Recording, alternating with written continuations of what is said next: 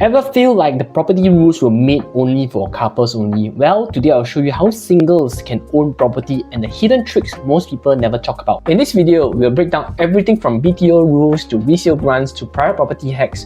Whether you are 21 or 35, there's something you need to know. This took me weeks to research, from CPF rules to case studies most agents don't talk about. So if you are single and feeling lost, this video is made for you. So let's get started. So can singles really own a property in Singapore? So what you will discover in this video is that what HDB flats can singles actually buy and at what age, then what are the hidden costs, grants you need to know, and some of it you can get up to 115,000 grant, and why resale might be a better option than BTO and when it's not, and how some singles buy a private property at age 21 with zero ABSD, and the 3 little known hacks to buy earlier or bigger even if you are not married. So can you buy with a friend or sibling? Yes, but you need to know these things first. So if you're an orphan, what special scheme is applicable, and what are the common mistakes singles regret and how to avoid them also, and should you wait and save or buy now before the grants are reduced, and how to build a smart plan, not just to buy on emotions.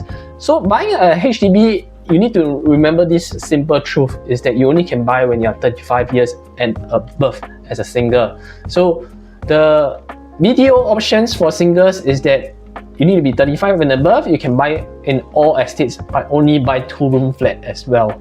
So you must be a Singapore citizen, and you can buy another Singapore citizen as well if you want to. And the age requirement is that you need to be 35. And if you are a widow or orphan, you can buy if you are 21 and above. So what is the income ceiling for BTO 2-room flexi? It's $7,000. So if you are above $7,000, I'm sorry, you're not able to buy a BTO anymore. So you have to explore a resale HDB or private condo. And you must not own any private property in Singapore or overseas, includes gift or inherited trust and so on and so forth.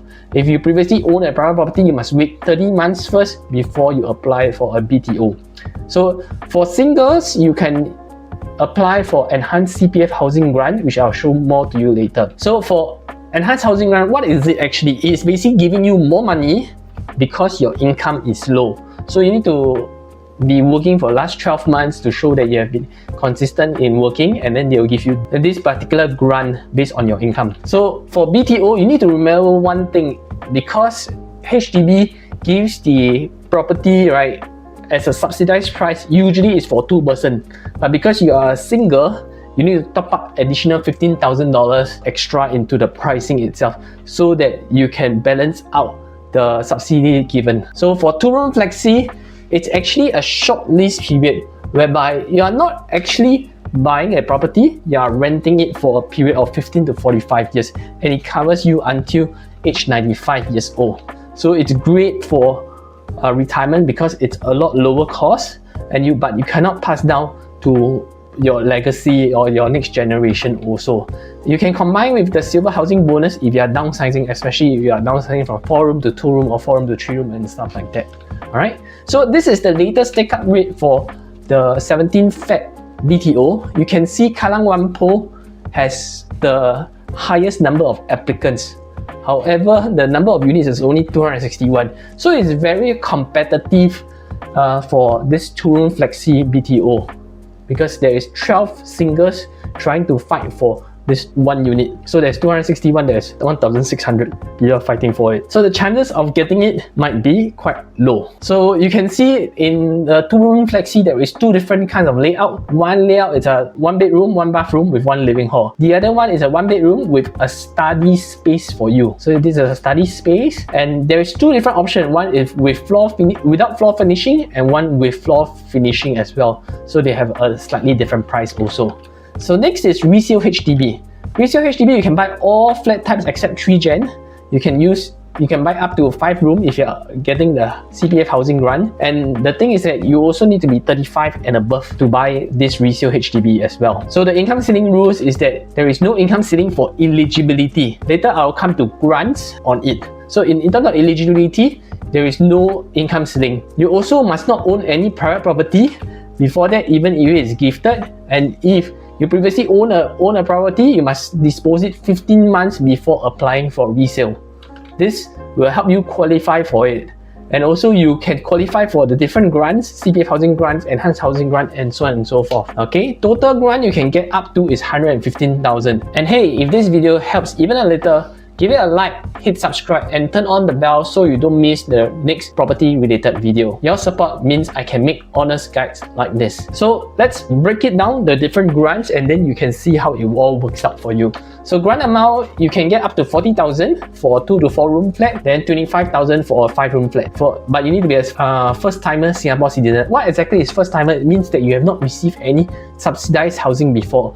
Like for example, you never buy BTO before, you never buy EC before, or never buy any sale or balance flat before. Or you must have worked for at least 12 months continuously prior to application, and there is no ownership of any private property in the last 30 months as well. Max $7,000 in household income for singles. So this is the part where there is an income ceiling. Income ceiling for what? To get the grant. So if you are more than $7,000, you still can buy resale HDB, but you cannot get the grant. But for BTO is different. Once you cross the $7,000, you cannot buy BTO at all, even though there is no grant. Alright, that's how it works. So for enhanced CPF housing grant, is same as BTO. You can qualify up to 40,000. The cap is $4,500 income. So it's the same as BTO as well. If you have an income of 4,000, you can only get up to a $5,000 grant. Okay, and if you have not more than 750, you can get up to $60,000 in grant. So the proximity housing grant is to encourage singles to live or near their parents within 4 kilometers. The grant amount is about 15,000 if you are living with your parent or your child in the resale flat, 10,000 if buying near your parents that's within 4 kilometers, and you have not taken any proximity housing grant before. So the flat type is 2 room to 5 room only. So you have to be very careful because, like for example, just now I was telling you CPF housing grant, you can buy 5 room or larger and you get 25,000. But proximity housing grant, if it is 2 to 5 room only, you can get the proximity housing grant. So if you buy EA, you cannot get this proximity housing grant. But if you buy EA, you still can get the CPF housing grant. So you need to be clear on it so that you don't make this type of mistakes as well. If you're not eligible for HDB, then buy a private property.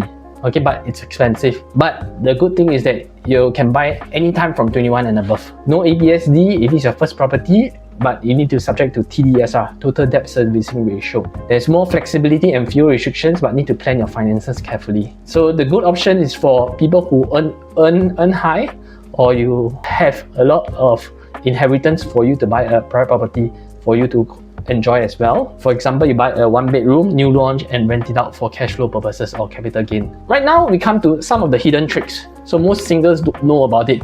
If let's say for example, your parents don't own any property, you are able to use your parents as an essential occupier to allow you to buy a larger BTO, a 3 to 5 room BTO by forming a family nucleus.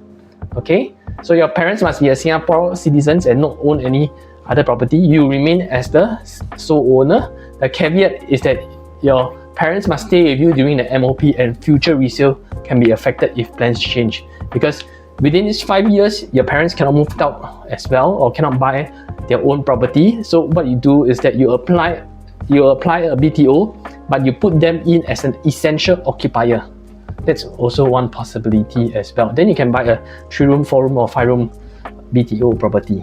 So another trick that most people do not know is that you can apply as a joint single scheme. It's much more common for people who is buying EC to have 2 singles buying together for this purchase, because even if you are 2 singles buying, you only can buy a 2-room BTO, which defeats the purpose. You might as well just choose 1 single each buying 1 BTO also. So it's quite popular among siblings or very close friends, but you need to make sure that you are aligned, because the exit strategy is quite tough before MOP ends. Imagine right now you go and buy a property and then 2 years later the property haven't even built. Then you need to get married and you need a place to stay, and your spouse do not have the sufficient income to buy on his own or her own. Then that is a huge dilemma, because you want to sell, you cannot sell, you are stuck with MOP. So there is a possibility of a dispute later on as well. So you need to be quite sure that you won't get married, or you have a alternative place to stay in such situation happens. So next thing is orphan scheme. So basically, if both parents pass away, you can apply on your own at age 21. So it's only applicable if, let's say, both parents passed away. So siblings can also apply jointly. Then you need to ensure that all the legal documents are prepared correctly. Death cert, family registry and apply the HFE together. Common mistakes most singles make is that you overbuy, meaning you say you buy something that is too big, then you might struggle with the monthly installment subsequently. Then you're underestimating the lease decay effect as well. Some of the older properties may be cheap, but it will be hard to resell later because the lease is shortening as well. If you want to find out more about old properties, I've linked them in this particular video over here. You can check it out later. Okay, and you forgot your long-term goals, like what if you marry? In that situation just now I shared with you, what if you marry, then what happens next? Of course, in situations if your spouse can move in, then it's a lot easier. But what if two singles have a HDB on their own? Then what's the next plan going to be next for both of you? Then if you buy under emotions, then you might have COV and stuff like that also. And not having an exit plan, what's next after 5 years? Whether are you going to stay for the next long 10, 15 until retirement or not?